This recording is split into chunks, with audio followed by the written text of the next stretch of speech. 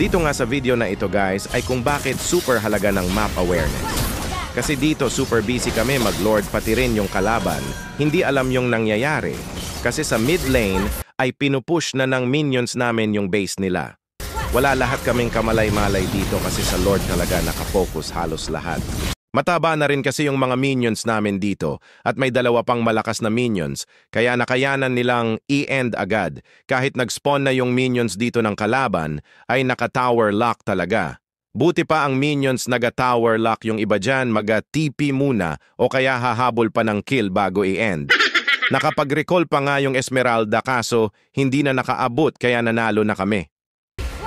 Super valuable talaga ng mga last na tore kaya wag nyo hahayaan masira ang mga yan kasi kawawa kayo lalo na sa late game. Yun lamang guys at thank you for watching at sana lagi tumingin sa mapa.